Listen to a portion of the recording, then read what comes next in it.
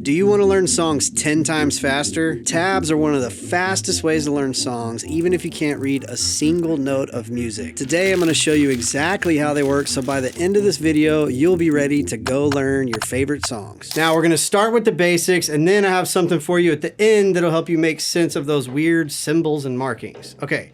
So tabs, or guitar tablature, if you're a nerd, have 6 lines, and the lines represent the strings on the guitar. Even after dinner, giant boys eat.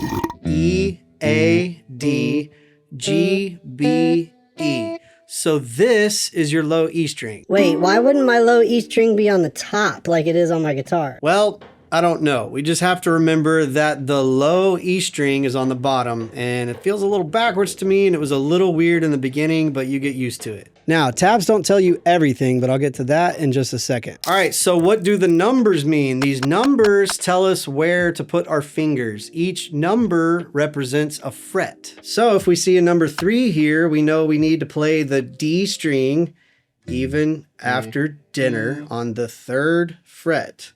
1, 2, 3. And if you see a 0, you're going to play that string open where you don't press any fret down, like this.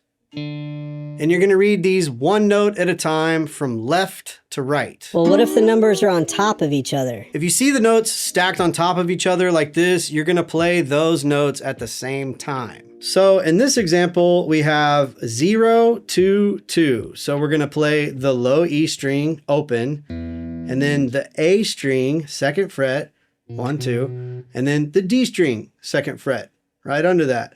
And then you're going to play them together like this. You might also see an entire chord like this, and it's the same concept. You just play all of those notes at the same time. 3rd fret on the low E string, 1, 2, 3. 2nd fret on the A string, D string open, G string open, B string 3rd fret, and the high E string 3rd fret.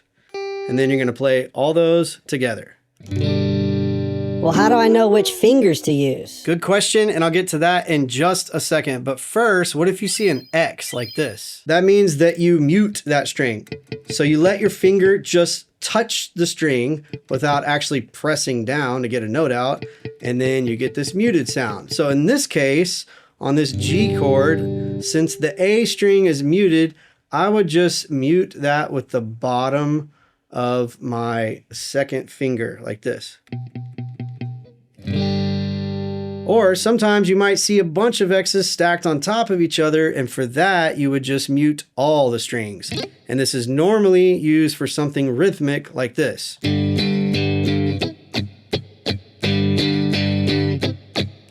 Now, there are 2 things which tabs do not tell you. They don't tell you which fingers to use, so you're going to need to experiment and find the finger placement that makes the most sense for what you're trying to play. And tabs are like the GPS for your fingers, but they don't tell you how fast to drive. They won't tell you how long to hold each note or what rhythms to play. So you really need to use these in combination with learning the song by ear and use your ears to figure out the rhythms. Also, keep in mind, anybody can upload guitar tabs, so they won't necessarily always be 100% accurate. You need to use your ears to make sure they sound right. All right, what's up with all those weird numbers and symbols though? Yeah, you'll also notice a bunch of numbers and weird markings that look like secret code, and those represent things like bending your strings, vibrato, hammer-ons and pull-offs, and stuff like that. I created a free cheat sheet for you with the most commonly used symbols, and you can download that in the link in the description. So go download that, read some tabs, and start learning your favorite songs. I'll see you next time. Peace.